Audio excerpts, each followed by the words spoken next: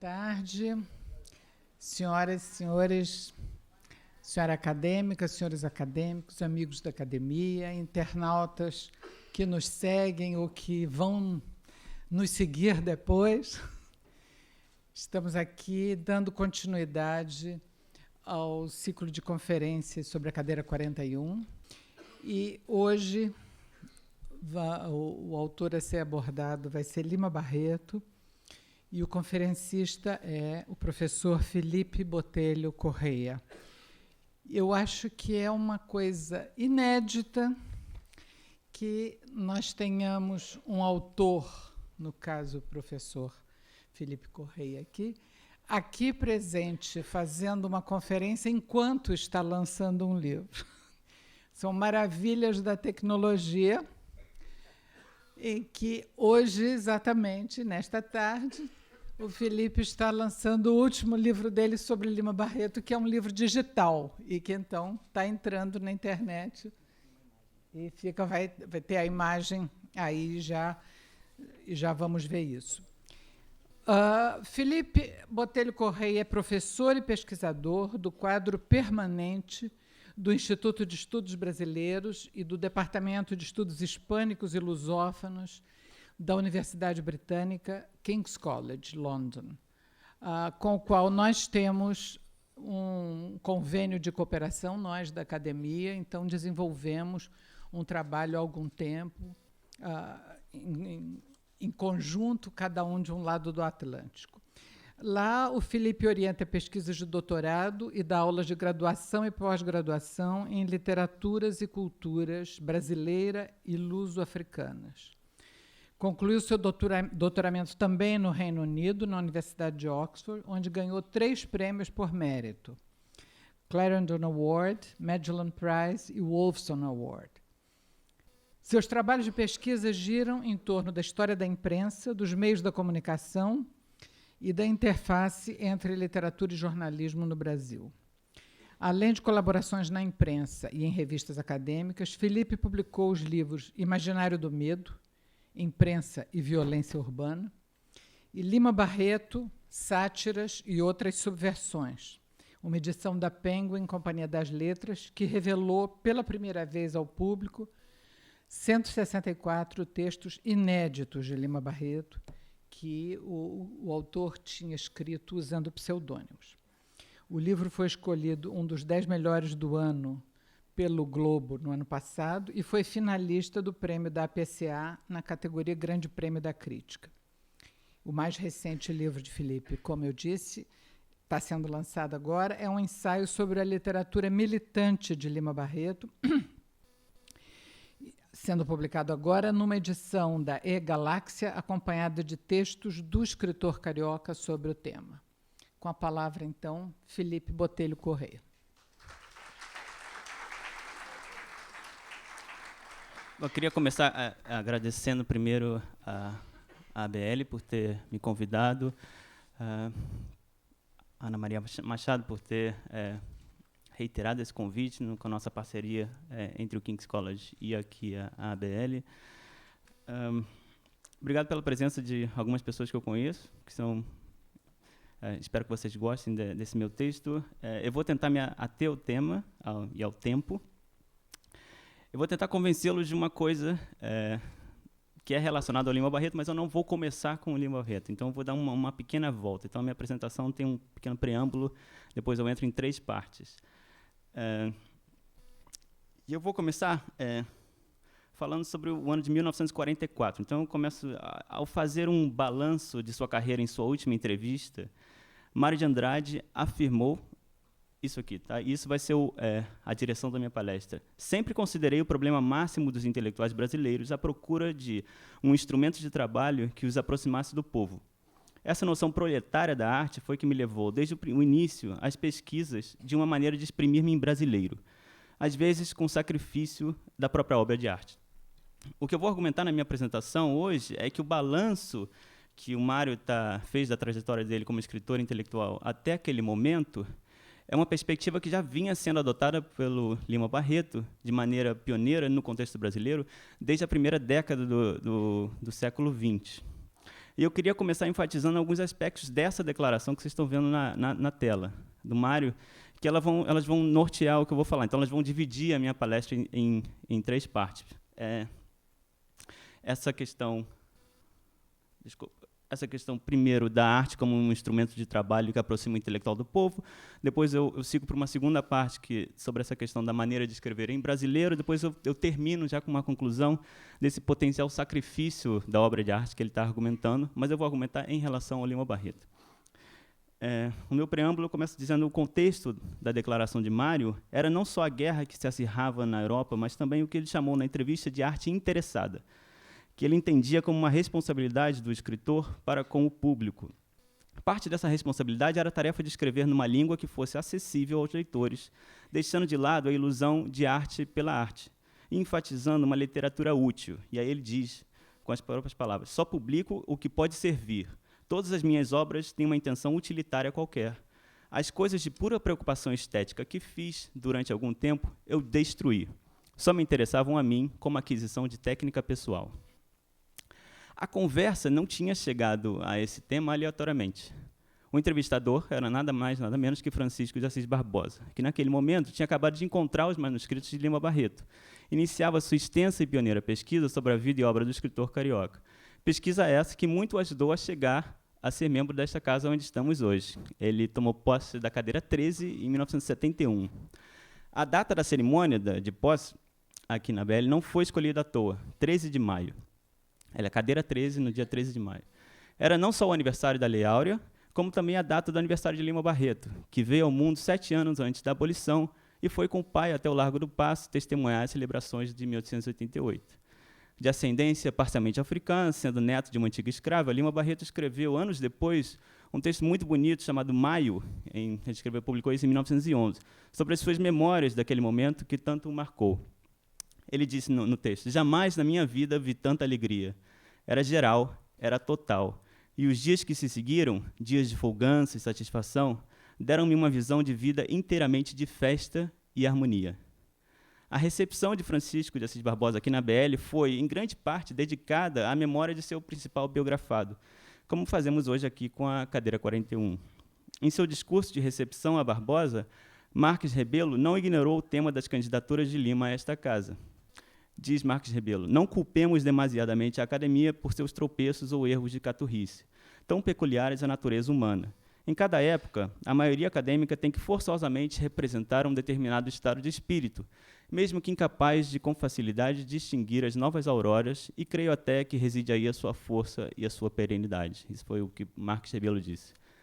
Como resposta a esse discurso de recepção, o Barbosa afirmou, a academia deu o maior prêmio que poderia ambicionar o biógrafo de um escritor que tanto a desejou e foi por ela 2 vezes repelido.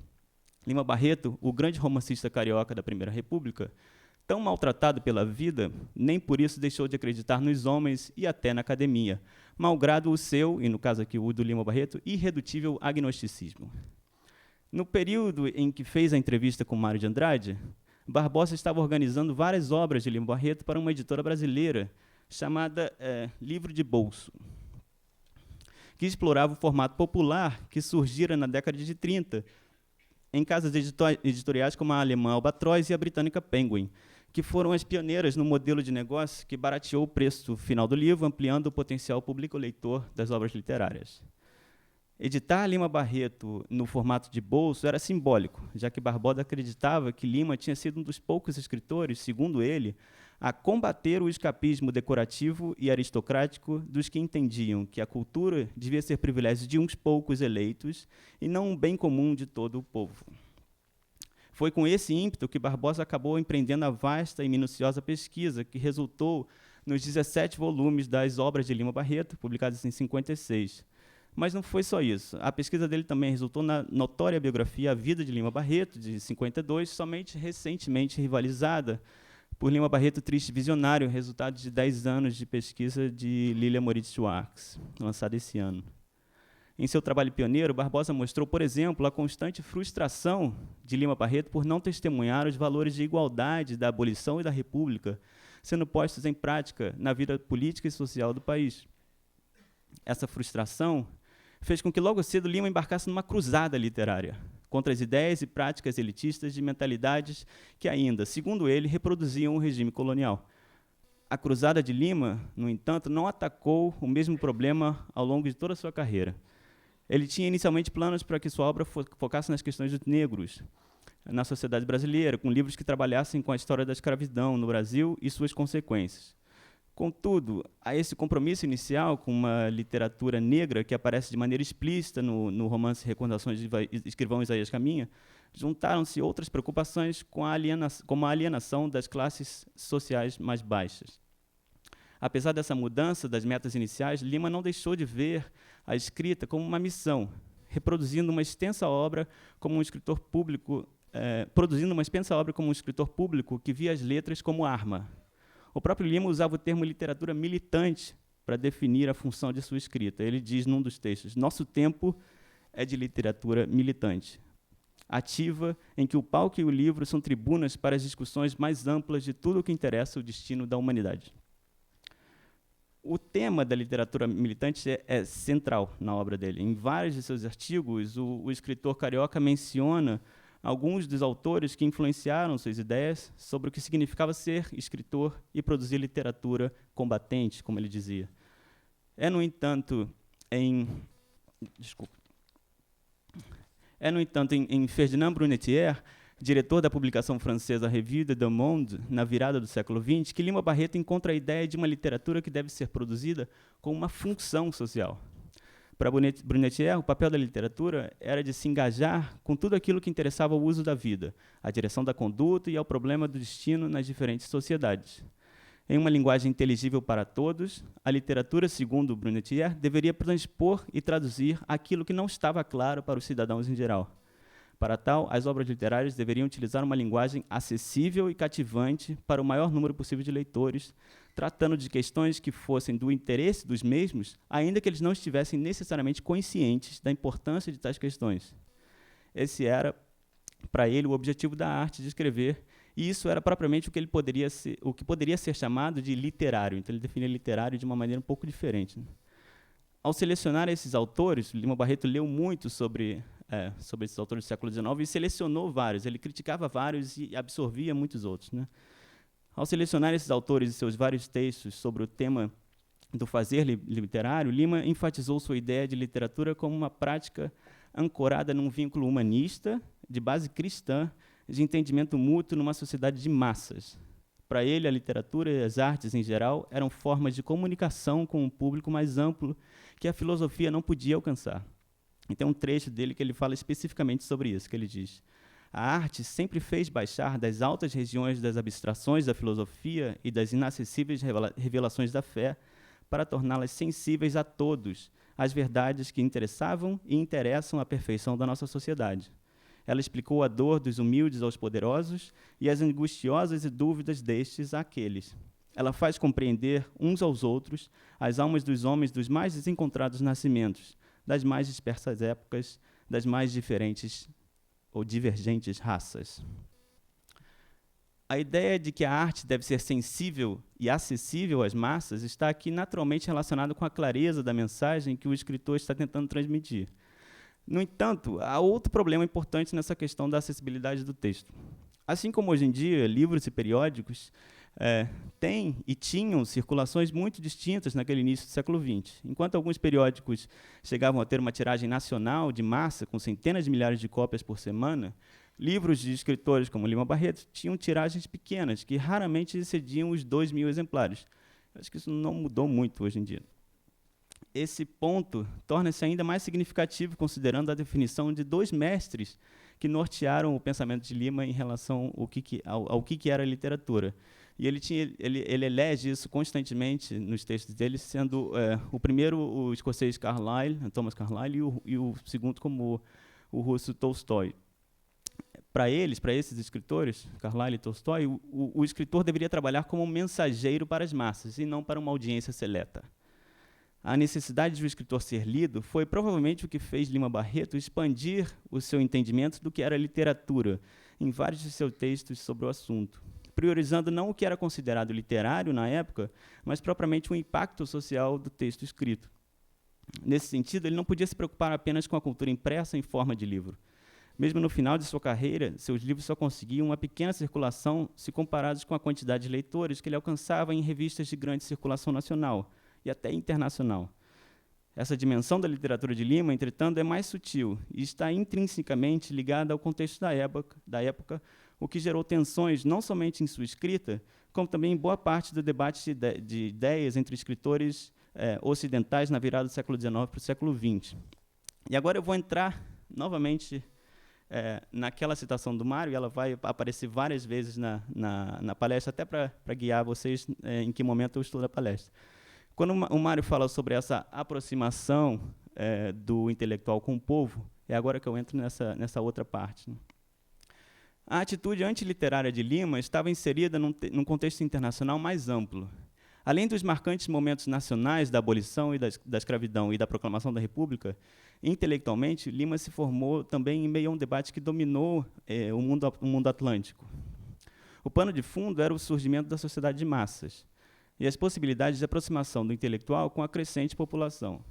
Esse contexto fica mais evidente nas leituras que o Lima fazia e que são mencionadas em sua extensa obra e até mesmo no inventário de sua biblioteca pessoal, que ele mesmo chamava de Limana. A biblioteca dele ele apelidou de Limana.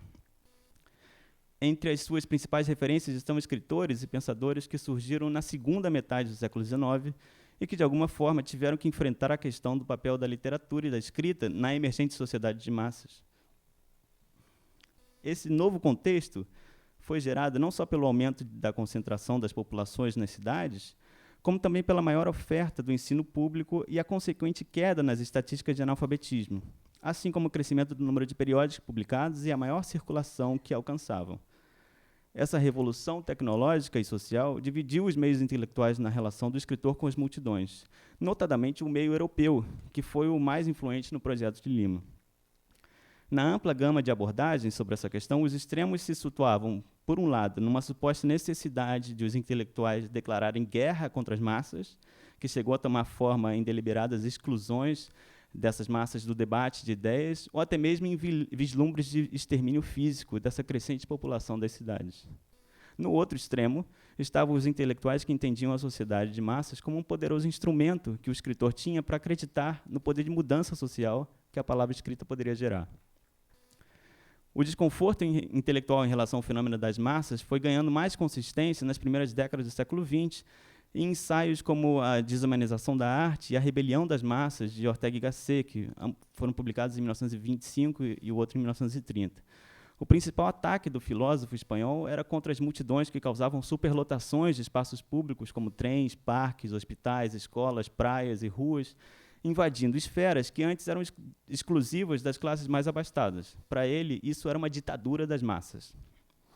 No sentido estético, Ortega y Gasset acreditava que a literatura moderna deveria ser marcadora de divisão na sociedade, com o fazer literário buscando ser antipopular e inacessível para as massas, seja através dos meios em que eram veiculadas as obras, ou mesmo pelas linguagens que utilizavam.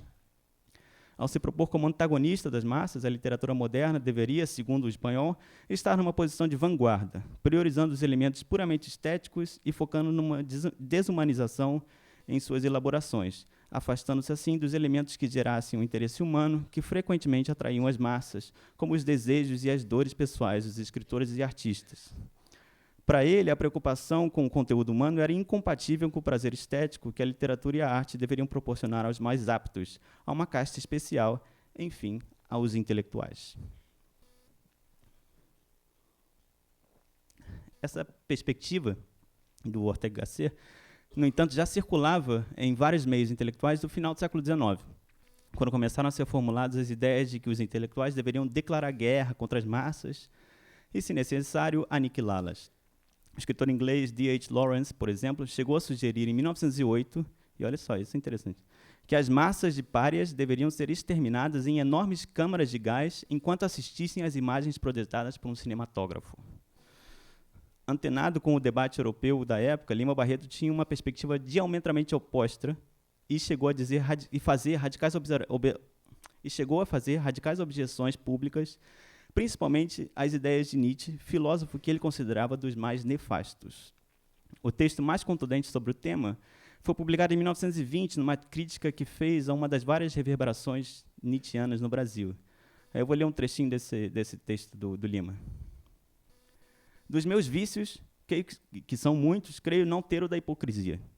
Não gosto de Nietzsche, tenho por ele ojeriza pessoal. Ele deu à burguesia rapace que nos governa uma filosofia que é a expressão de sua ação. Exaltou a brutalidade, o cinismo, a amoralidade, a inumanidade e, talvez, a duplicidade. Não se compreende que a humanidade, só podendo subsistir pela associação, possa prescindir de sentimentos que reforçam essa associação e a embelezam. Nietzsche é bem filósofo do nosso tempo de burguesia rapinante, sem escrúpulos, do nosso tempo de brutalidade, de dureza do coração, do make money, seja como for, dos banqueiros e industriais que não trepidam em reduzir a miséria a milhares de pessoas, a engendrar guerras para ganhar alguns milhões a mais. Essa ênfase de Lima em esforços intelectuais que pudessem melhorar laços associativos na sociedade foi também uma reação não só a Nietzsche, mas às interpretações que eram feitas da obra do filósofo, entre as quais a influente vertente que juntava as ideias do alemão e a eugenia. Eugenia essa que era o pensamento que tinha como objetivo formular novos códigos morais contra uma suposta degeneração social. Essas teorias se baseavam na ideia de que a capacidade humana era gerada não pela educação, mas pela hereditariedade. E que esta, por sua vez, só estaria salva da degeneração se cultivasse uma pureza racial, pressupondo que existiam hierarquias raciais intrínsecas. Bem cedo, Lima Barreto percebeu as atrocidades dessas doutrinas, claramente erguendo-se como escritor contra a disseminação de tais ideias no Brasil. Essa reação é uma característica de sua obra e ajuda a entender o frequente vocabulário humanista que ele utiliza. Sua posição sobre o assunto aparece em seu diário íntimo, num longo trecho escrito já em 1905, com clareza e contundência extraordinárias. Eu vou ler de novo um pedacinho, que eu acho é um dos trechos, para mim, mais bonitos da obra do Lima, no diário íntimo dele. Vai se estendendo pelo mundo a noção de que há umas certas raças superiores e umas outras inferiores, e que essa inferioridade, longe de ser transitória, é eterna e intrínseca à própria estrutura da raça. Disse ainda mais que as misturas entre essas raças são um vício social, uma praga e não sei que coisa mais feia. Tudo isso se diz em nome da ciência e acoberto da autoridade de sábios alemães. E assim a coisa vai se espalhando graças à fraqueza da crítica das pessoas interessadas e, mais do que a fraqueza, a covardia intelectual de que estamos apossados em face dos grandes nomes da Europa. Urge ver o perigo dessas ideias. Atualmente, ainda não saíram dos gabinetes e laboratórios, mas amanhã ficarão à mão dos políticos, cairão sobre as rudes cabeças da massa e talvez tenhamos que sofrer matanças, afastamentos humilhantes e os nossos liberalíssimos tempos verão os novos judeus. E hoje é para mim motivo de alegria e satisfação para minha alma poder oferecer contestação, atirar sarcasmos à soberba de tais sentenças, que me fazem sofrer desde os 14 anos. De forma mais seletiva, mas não menos drástica, a eugenia não deixou de ser uma das muitas maneiras pelas quais os intelectuais reagiram à ascensão das massas na virada do século XIX para o XX. E fica evidente que Lima combatia com sua literatura os absurdos daquele momento, em que muitos intelectuais sonhavam com o extermínio das massas. Outro debate relacionado com essa reação intelectual à sociedade de massas cresceu em torno da educação pública. Muitos chegaram a sugerir que as massas não deveriam ser alfabetizadas e que somente os intelectuais deveriam dominar a esfera da cultura escrita. Enquanto uns chegavam explicitamente a argumentar que as massas humanas deveriam ter vidas e atividades puramente físicas e que não deveriam aprender a ler e escrever, outros rejeitavam a ideia liberal de que as massas poderiam ser educadas. Houve até quem argumentasse que havia evidências estatísticas de que a disseminação da educação aumentava os índices de criminalidade e que a expansão da escolarização transformava as massas em inimigos da sociedade. Contudo, a leitura crítica de Lima do debate naquele momento sobre o papel do intelectual moderno leva ele ao outro lado desse espectro, absorvendo uma outra gama de pensadores, sendo, como eu disse, o russo Tolstói e o escocês Carlyle sobre os mais fundamentais. Ambos estavam preocupados com uma literatura relevante no mundo moderno, e é nesses pensadores que Lima vai buscar uma definição do literário que fosse independente da noção de beleza. Usando uma metáfora derivada dos estudos de bacteriologia do século XIX, Tolstói, por exemplo, define o poder de contágio, de infecção, e eu acho que hoje em dia a gente utilizaria a palavra viralizar, né, como a principal medida do valor artístico. Segundo o russo, eu uso as palavras dele, na tradução, obviamente, As grandes obras de arte só são grandes porque são acessíveis e compreensíveis a todos. Muito desse debate estava relacionado com a expansão da educação primária naquele período em diversos países industrializados. Em certo sentido, é possível argumentar que a diferença entre as multidões do século XIX e as massas do XX é justamente a grande expansão da alfabetização. Esse enorme público leitor não tinha precedentes e acabou revolucionando vários aspectos da produção e divulgação do texto impresso. É nesse momento, por exemplo, que as publicações populares, como essas que vocês estão vendo na tela, que são revistas populares, começam a ganhar mais espaço, procurando justamente esse novo público alfabetizado. Esse é um período de transformações na estrutura da imprensa, com jornais e revistas se tornando fontes de lucro e sendo editados em estruturas comerciais de grande porte. Com crescente tiragem e financiadas por anunciantes, essas publicações procuravam oferecer ao seu público-alvo conteúdos atrativos e acessíveis, num constante esforço de maximizar o número de leitores. Boa parte dos intelectuais europeus não viu esse crescimento dos meios impressos populares com bons olhos e reagiu de forma hostil. Um dos elementos dessa reação foi o desenvolvimento das teorias de vanguarda no começo do século XX, que viam a arte e literatura como prerrogativas de uma minoria.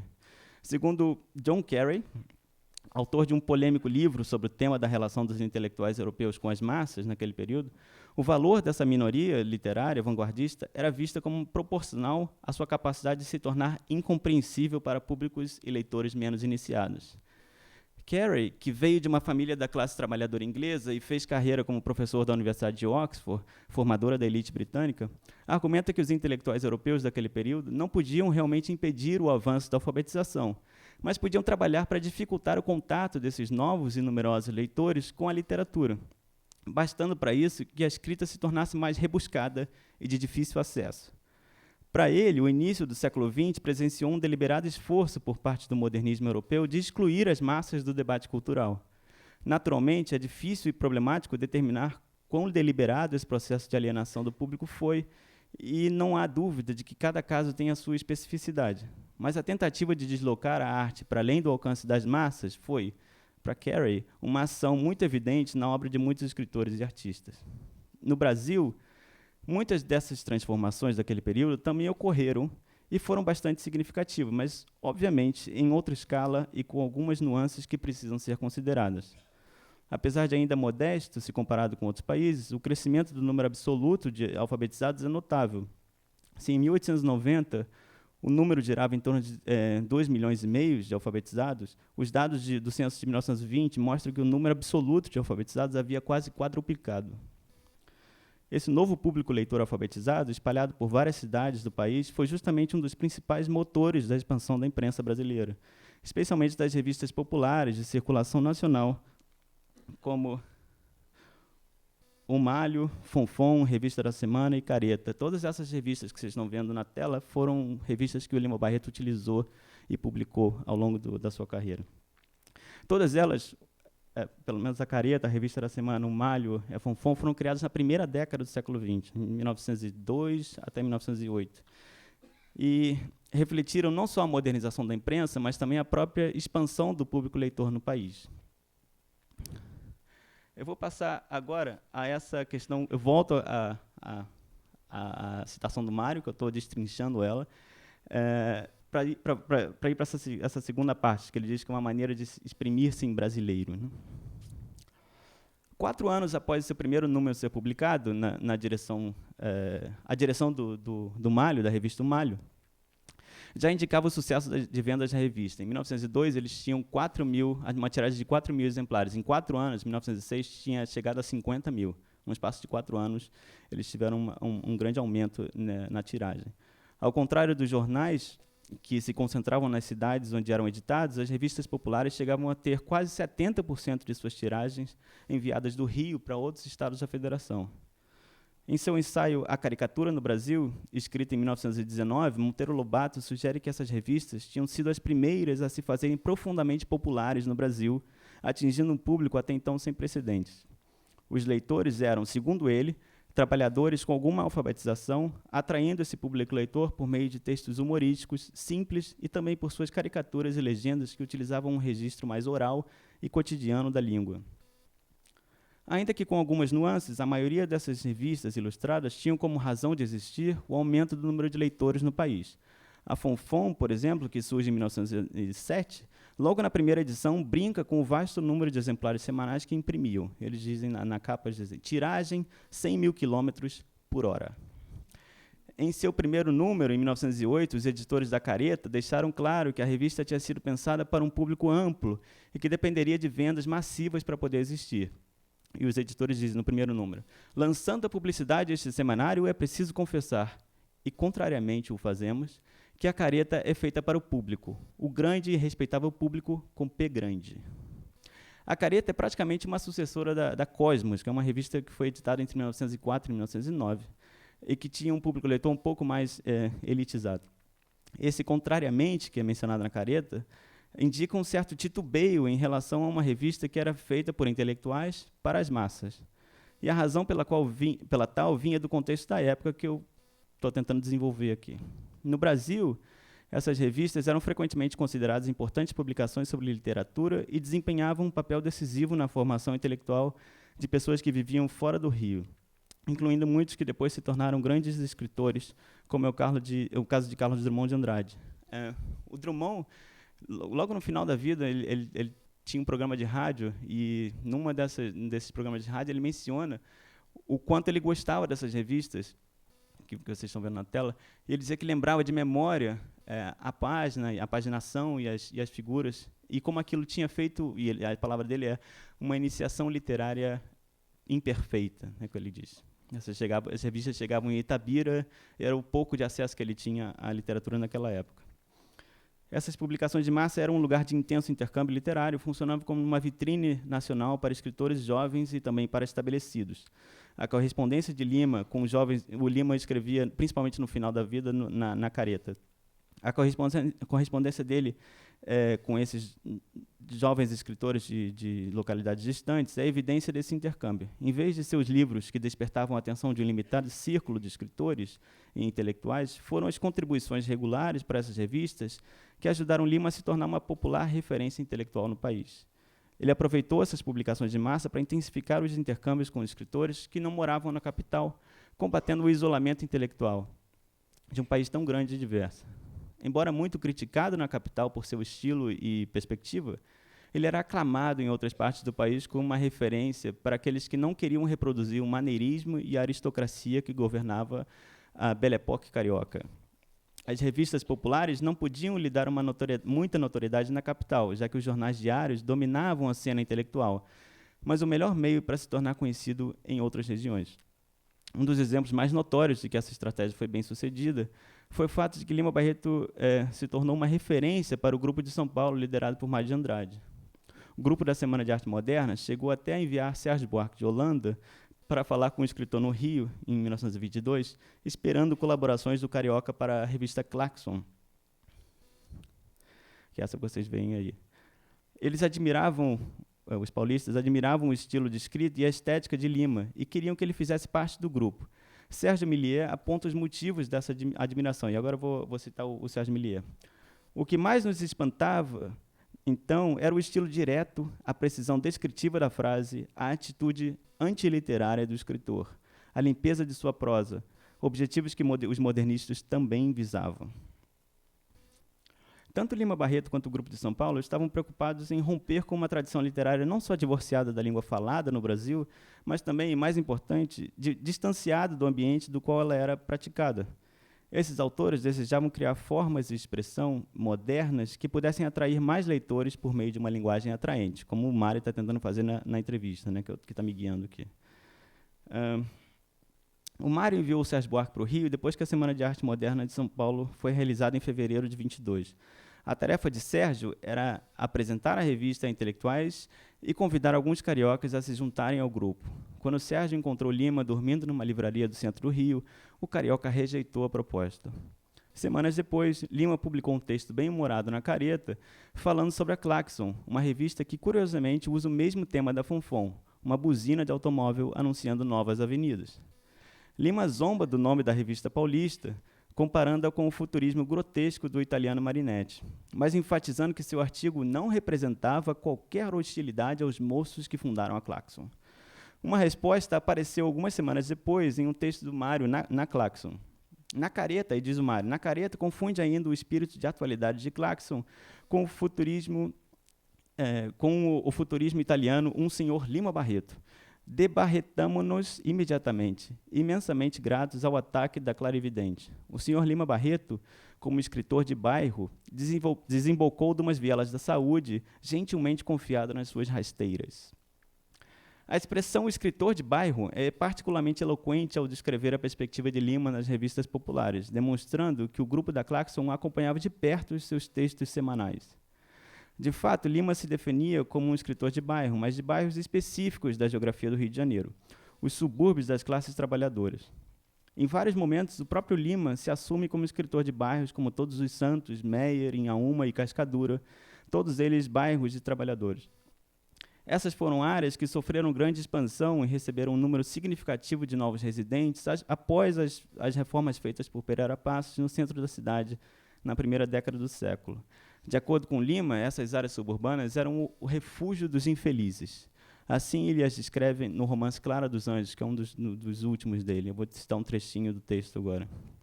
Mais ou menos é assim o subúrbio, na sua pobreza e no abandono em que os poderes públicos o deixam. Pelas primeiras horas da manhã, de todas aquelas bibocas, alforjas, trilhos, morros, travessas, grotas, ruas, sai gente que se encaminha para a estação mais próxima. Alguns, morando mais longe, em Inhaúma, em Caxambi, em Jacarepaguá, perdem amor a alguns níqueis e tomam bondes que chegam cheios às estações. São operários, pequenos empregados, militares de todas as patentes inferiores, de milícias prestantes, funcionários públicos e gente que, apesar de honesta, vive de pequenas transações, de dia a dia, em que ganham penosamente alguns mil-réis. O subúrbio é um refúgio do infeliz. O subúrbio e seus habitantes são uma das marcas mais visíveis na obra de Lima Barreto, e é difícil encontrar entre os escritores daquele período um que tenha produzido uma obra tão extensa sobre o tema. Contudo, essa ênfase na temática dos subúrbios tem um aspecto mais amplo que também está ligado ao debate intelectual sobre o surgimento da sociedade de massa. O crescimento dos subúrbios e lotados de funcionários de colarinho branco foi um dos aspectos mais salientes no processo intelectual de reação às massas. Colarinho branco é o termo que posteriormente passou a ser utilizado para se referir aos profissionais que precisavam ser alfabetizados para exercer determinadas tarefas, opondo-se aos de colarinho azul, cujo trabalho geralmente manual dispensava a alfabetização.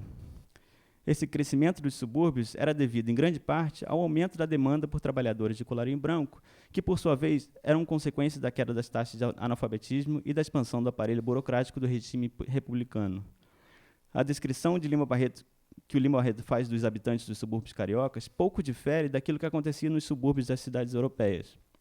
Os mesmos trabalhadores se amontoavam nas estações de trem dos subúrbios dos grandes centros urbanos para o ir e vir da labuta diária. O subúrbio passou a ser o habitat e mesmo a representar o cidadão médio, a ideia de cidadão médio. Vários intelectuais desses crescentes centros urbanos passaram a ridicularizar ou censurar a vida dos subúrbios, mirando não só em questões de classe social, mas também adotando certo desdém intelectual.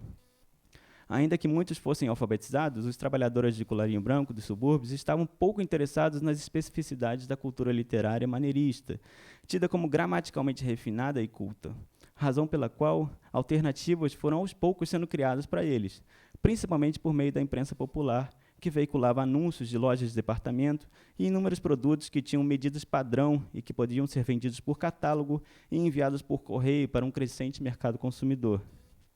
Aproveitando esse momento, os editores começaram a criar revistas voltadas para esse novo tipo de leitor, que eram produzidas com textos e imagens de intelectuais reconhecidos.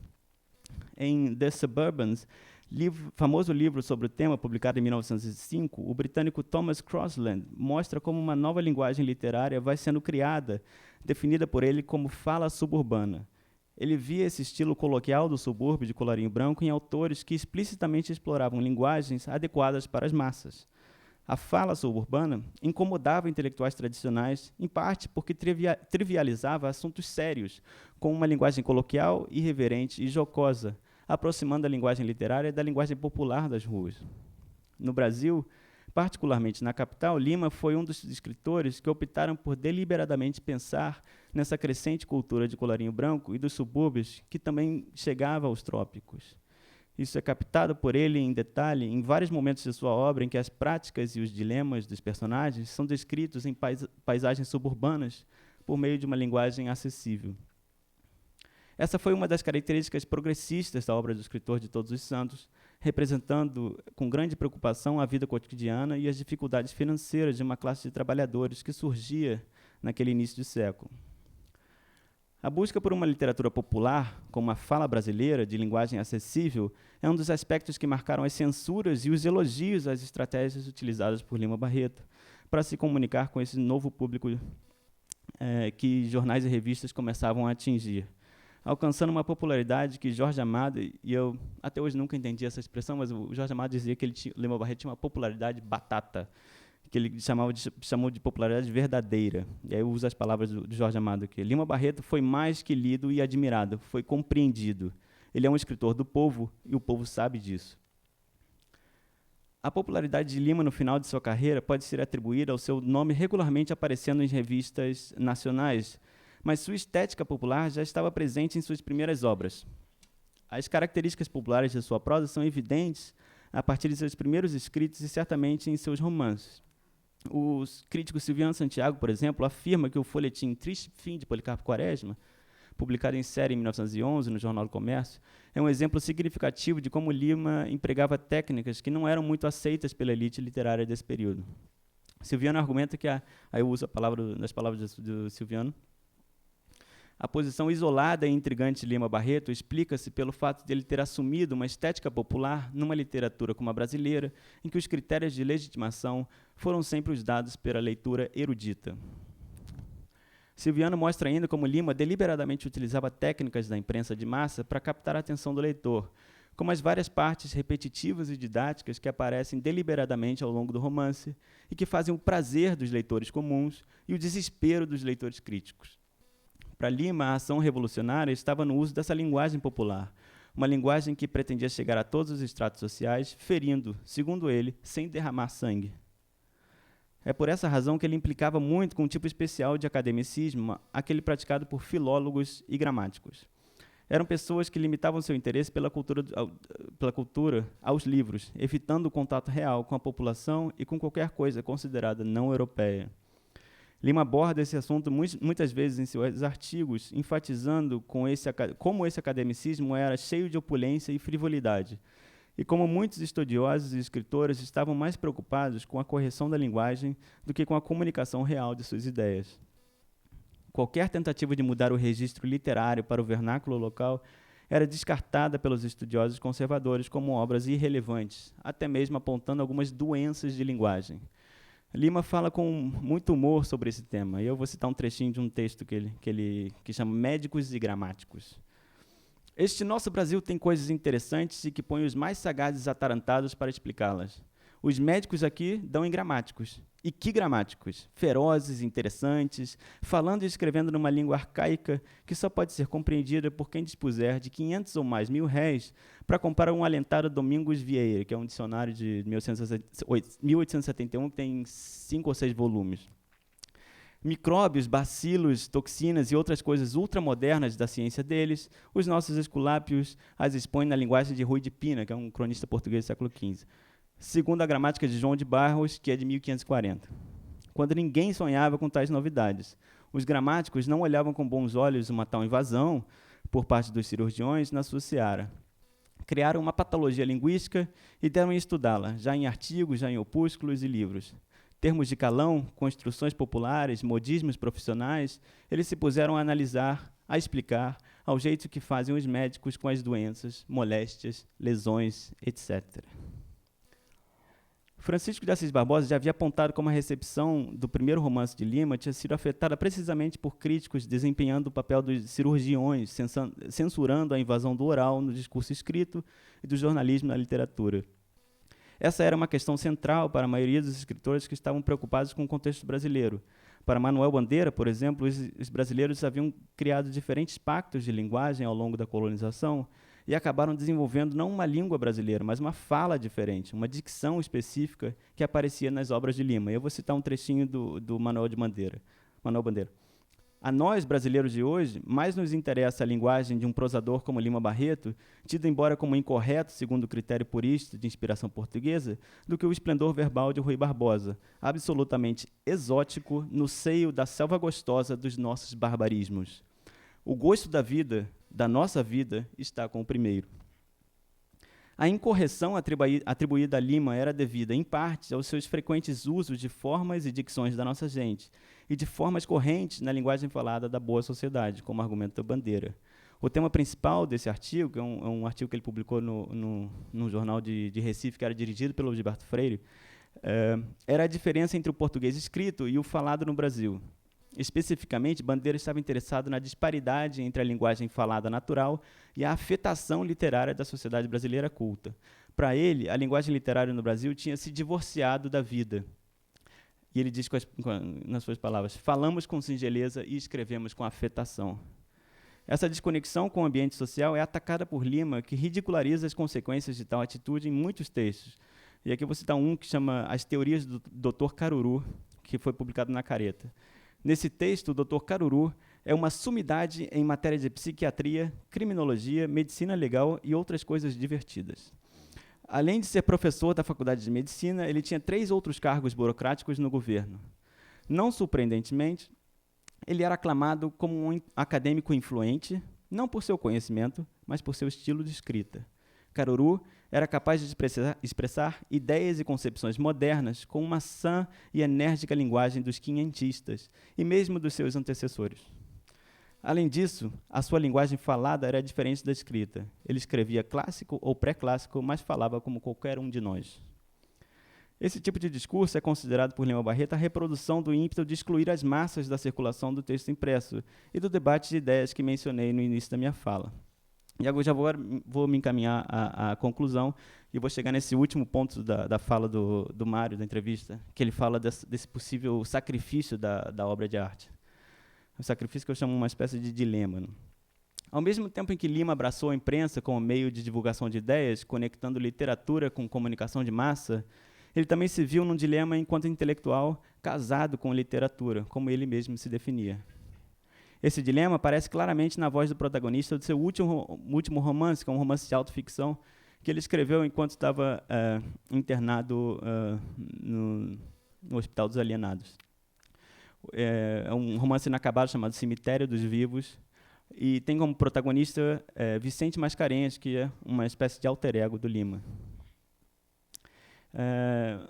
O Vicente Mascarenhas faz uma breve descrição de como o ato de escrever desde cedo teve uma forte influência no desenvolvimento de sua existência e o que isso significava. Nesse trecho do livro, o narrador retoma o mote do texto sobre o avanço das teorias raciais que eu mencionei logo no começo, que é aquele texto de 1905 que é bem forte.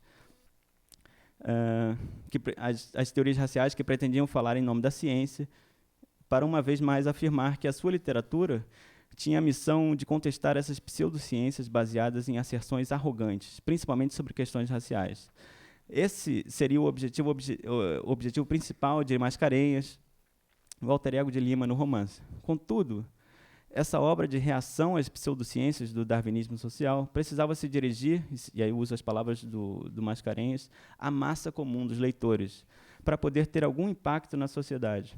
O grande desafio era encontrar a linguagem adequada para tal empreitada, sugerindo que o estilo das revistas populares poderia ser um modelo para uma literatura clara, simples, atraente e comunicativa, que tivesse a fluidez necessária para chegar às massas. Esse seria o caminho para atrair o grosso dos legentes. Escrever, e aí uso as palavras de Lima Barreto, sem nenhum aparelho rebarbativo e pedante, de fraseologia especial ou um falar abstrato. E aí o Mascarenhas, no livro, o protagonista, fala sobre isso. Ele tá pensando de por que o dilema é de por que eu escrevo em revista e as revistas, na verdade, não podem me dar o resultado intelectual ou me expor intelectualmente como eu gostaria. Então ele diz: seria muito melhor que me dirigisse ao maior número possível de leitores, com auxílio de livros cinzelos, ao alcance das inteligências médias, com uma instrução geral, do que gastar tempo com obras só capazes de serem entendidas por sabichões enfatuados, abarrotados de títulos e tiranizados na sua inteligência pelas tradições de escolas e academias e por preconceitos livrescos e de autoridades. devia tratar eu de questões particulares com o espírito geral e expô-las com esse espírito. Mascarenhas descreve seu dilema como um intelectual que teve que escolher entre produzir uma arte sofisticada, que só alcançaria um público exclusivo, e uma arte, por outro lado, uma arte acessível que poderia ser desfrutada por um público mais amplo. Ainda que as colaborações regulares com revistas de grande alcance popular fossem maneiras de aprimorar o almejado estilo literário, capaz de falar com as massas, essas colaborações tinham limitações intransponíveis, como a extensão e a temática dos textos que eram publicados. As palavras dele, do Mascarenhas, estão, em certa medida, dialogando com toda a trajetória de Lima Barreto até aquele momento. A busca de Mascarenhas por uma literatura que tivesse apelo popular e sofisticação intelectual é evidente na obra do Lima. Ao colocar o público leitor como uma das premissas básicas de sua prática literária, Lima Barreto apostava numa modernização da literatura brasileira, evitando uma estética elitista. Sua principal inovação foi uma produção intimamente conectada com o ambiente de onde surgiu, rejeitando uma mentalidade colonizada que ele chamava de meros repetidores de asserções das notabilidades europeias, que dispensavam, segundo ele, o dever mental de examinar a certeza das suas teorias e princípios. A literatura, para ele, significava a comunicação de ideias e, portanto, era preciso encontrar maneiras adequadas de transmiti-las, deixando para trás os modelos e gêneros que não funcionavam. O numeroso público leitor daquela época já exigia novas maneiras de escrever e a literatura devia se adaptar às novas condições de circulação. Essa noção proletária da arte, para usar as palavras de Mário de Andrade novamente, foi um dos elementos centrais do projeto de Lima de escrever para leitores de todos os tipos, que é constantemente expresso em suas reações contra a distinção entre cultura de elite, cultura popular, teoria e empirismo, ficção e jornalismo, e sua própria maneira de combinar um profundo conhecimento literário com suas próprias experiências pessoais, traduzindo isso para o leitor comum. Localizando-se em pontos intermediários dessas esferas, Lima produziu obras que funcionavam como interseção entre a elite intelectual e a emergente cultura de massa. Foi esse o ponto de vista que ele utilizou ao longo de sua carreira como escritor. Tal projeto, no entanto, não era uma tarefa fácil. A distância entre a elite intelectual e os leitores comuns era um dos obstáculos mais difíceis a superar, em grande parte devido ao incipiente mercado de leitores no Brasil. Escrever para a imprensa, principalmente para as revistas populares, foi o caminho escolhido por ele para colocar em prática os anseios de uma literatura de alto impacto. Para Lima, sua produção intelectual não podia estar desconectada com esse novo público leitor, mesmo que isso significasse a censura e o rechaço daqueles que definiam o que era literário. Formado no boom das revistas populares, Lima Barreto não via a literatura separada desses novos meios, mesmo que isso significasse ser considerado um escritor antiliterário. Obrigado.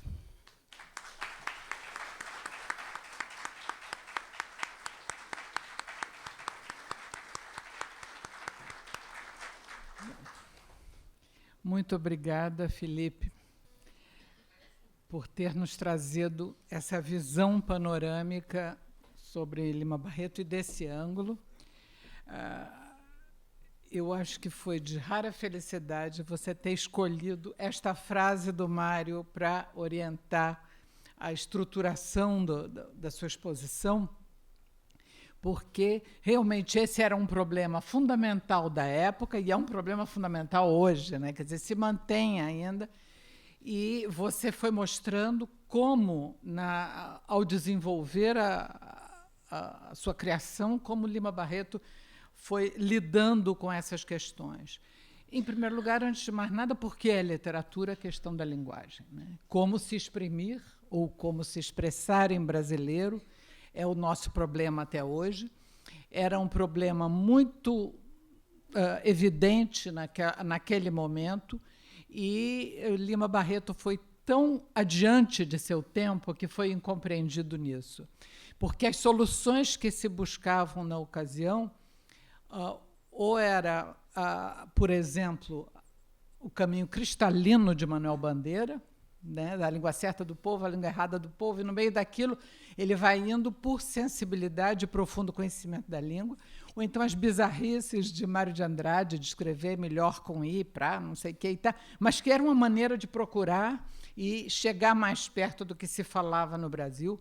E nós vamos ter que acompanhar com autores sucessivos ao longo do tempo como esse expressar-se brasileiro, exprimir ser brasileiro, vai se consolidando com autores como Lima Barreto, antes de mais nada, Monteiro Lobato, Érico Veríssimo, Jorge Amado, os cronistas dos anos 50, que solidificam, quer dizer, Fernando Sabino, Rubem Braga, etc., alguns outros dos romancistas regionalistas ainda de 30, 40, mas aí muitas vezes com um viés regionalista muito acentuado.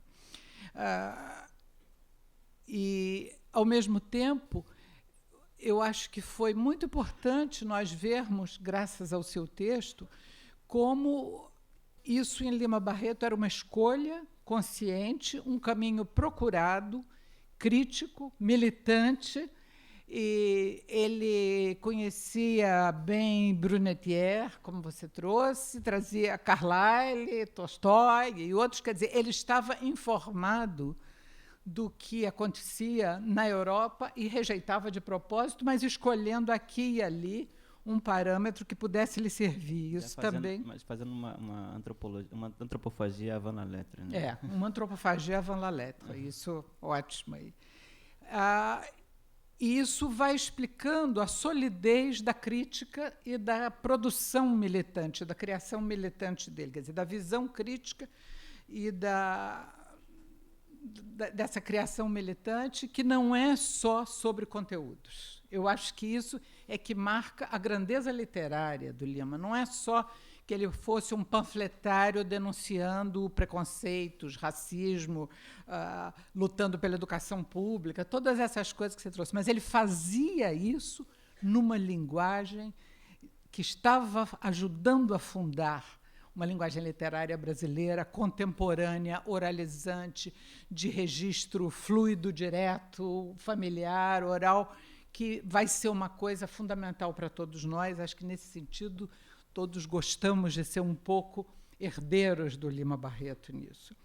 E a atenção para a comunicação de massa, como consequência até de lutar por uma educação pública, e então esse aumento de um público com quem a gente quer falar, com quem até hoje queremos falar, procuramos ver como vai ser isso. E eu acho que tudo isso que você trouxe ajudou muito a mostrar a contemporaneidade desse Lima Barreto, que não está só lá há um século, mas que está vindo aí. Eu acho que nos deixou com vontade, até pelas citações que você trouxe para nós, nos deixou com vontade de sair lendo e relendo Lima Barreto, sair daqui correndo para procurar mais coisas.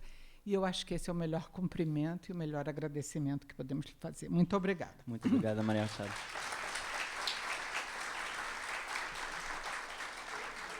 A semana que vem, encerrando esse ciclo, nós vamos examinar o legado de Clarice Lispector, e a conferencista será Nádia Batella Gottlieb, sempre às terças-feiras, terça da semana que vem, dia 25, às 17h30.